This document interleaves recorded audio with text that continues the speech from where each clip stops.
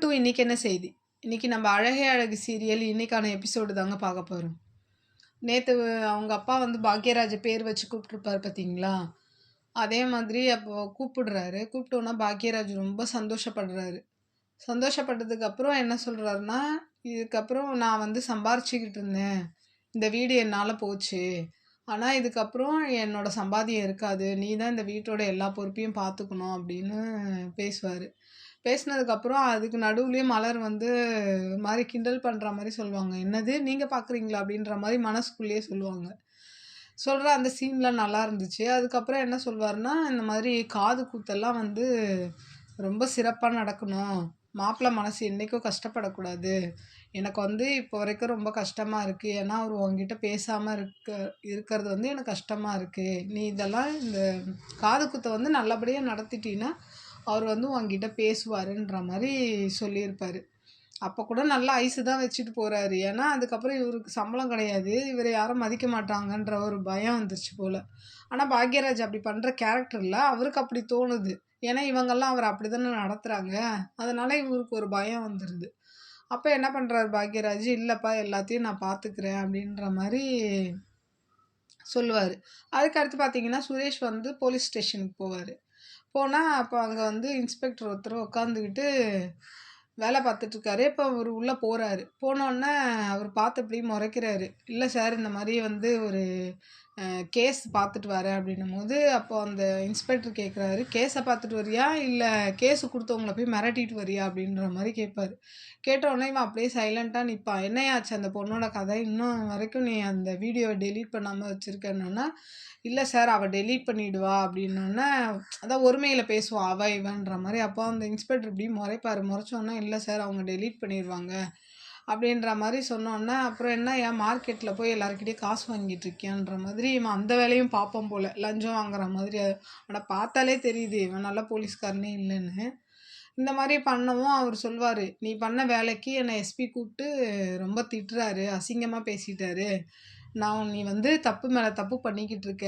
போய் மரியாதையா அந்த பொண்ண பார்த்து அந்த கேஸ முடிக்கிற வேலைய பாரு. இல்ல உன் வேலைய உன்னால காப்பாத்திக்க முடியாதுன்ற" மாரி பயங்கரமா புடிச்சு திட்டி விடுறாரு. திட்டி விடனோன இவனுக்கு கடுப்பாயிட்டு வந்துடுறான். அதுக்கு அடுத்து பார்த்தீங்கன்னா, மதிய தான் காமிக்கிறாங்க. மதிய காமிச்சோன்னா, அவங்க அப்பாவுக்கு வந்து தங்கராஜ் ஃபோன் பண்ணி இந்த மாரி மிரட்டுறாரு.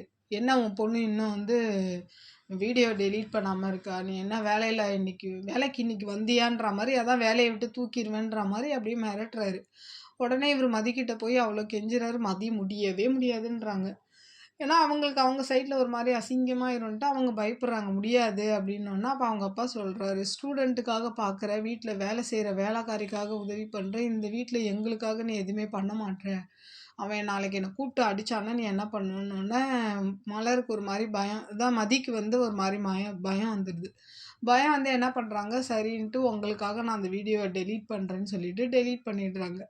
அப்புறம் அவங்க தங்கச்சி சொல்வா, "இதுக்கு மேல அவள எதுவும் தொந்தரவு பண்ணாதீங்க. அவ இது பண்ணதே பெரிய விஷயம்ன்ற" மாரி சொல்லி முடிக்கிறாங்க. அதுக்கப்புறம் பார்த்தீங்கன்னா, மலரும், பாக்யராஜும் ரூம்ல பேசிக்கிட்டு இருப்பாங்க. அப்போ இவருக்கு ஒரு பயம் வந்துரும். அவங்க அப்பா சொல்லியிருக்கார்ல, இந்த காது குத்த வந்து நல்லா சிறப்பா பண்ணணும்னு சொன்னோனே, எப்படி பண்ண போறோம்?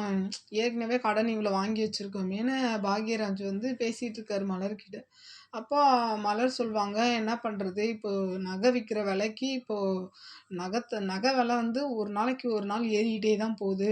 என்ன பண்ண போறோம்ன்னு தெரியல. 2 பவுன்லயாவது தோடு எடுக்கணும்னோனே" இவனுக்கு இன்னும் பயம் வந்துரும். "என்னது 2 பவுன்ல தோடு எடுக்கணுமா?" அப்படின்னா, "ஆமா 2 பசங்களுக்கு ஒரு ஒரு பவுன்னால 2 பவுனு. அப்புறம் நெறைய சீர்லாம் செய்யணும்" அப்படின்னோனே, அப்ப இவன் பொலம்புவான், "என்ன இது? ரேவதி கல்யாணத்துக்கு ஆரம்பிச்ச கடனு, அதுவே இன்னும் கட்டி முடிக்கல. அப்புறம் தங்கச்சியோட ஃபீஸு, அப்புறம் அப்பாவோட ஹார்ட் ஆப்ரேஷன், அம்மாவோட மூட் ஆப்ரேஷன்ட்டு இந்த 8 வருஷமா கடன் மேல கடன் வாங்கி தான் நான் அடுக்கியிருக்கேனே தவிர, இதுவரைக்கும் நான் கடன முடிச்ச பாடு இல்ல.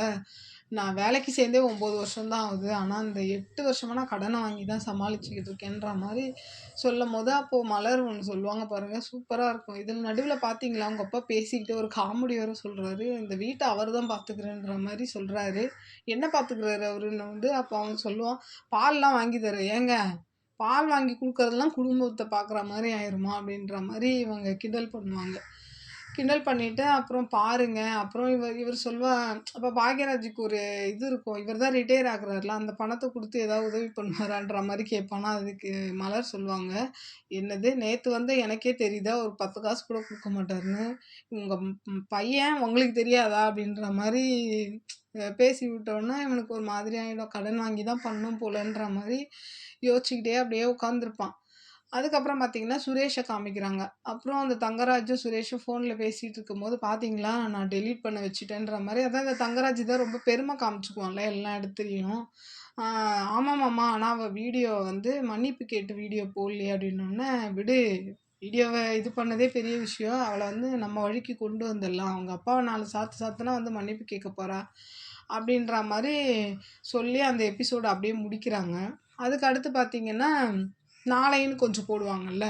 அதில பார்த்தீங்கன்னா, அவங்க அப்பா மதிய கூட்டு வந்திருக்காரு. மதிய கூட்டு வந்து மன்னிப்பு கேட்கறதுக்கு நிக்க வைக்கிறாரு. இவன் அப்படியே கால் மேல கால் போட்டு சுரேஷும், தங்கராஜும் திமிரா உட்காந்துருக்காங்க. அப்போ வந்து சரி நான் கூட இவன் மன்னிப்பு கேட்குறான்னு தான் நெனப்பேன். உடனே ஒரே வார்த்தை தான் கேட்பான். "நான் ஏன் உங்ககிட்ட மன்னிப்பு கேட்கணும்?" அப்படின்னோனே, அப்படியே எல்லாருமே அதிர்ச்சி ஆகுற மாரி இருக்கு. அதோட அந்த எபிசோட் முடிக்கிறாங்க. இதுக்கப்புறம் நாளைக்கு நான் என்ன எபிசோடுன்னு உங்களுக்கு நான் பார்த்துட்டு ரிவ்யூ குடுக்குறேன். என்னோட வீடியோ புடிச்சிருந்தா லைக் பண்ணுங்க, ஷேர் பண்ணுங்க, கமெண்ட் பண்ணுங்க. என்னோட சேனல சப்ஸ்கிரைப் பண்ணி சப்போர்ட் பண்ணுங்க. நன்றி, வணக்கம், பாய்.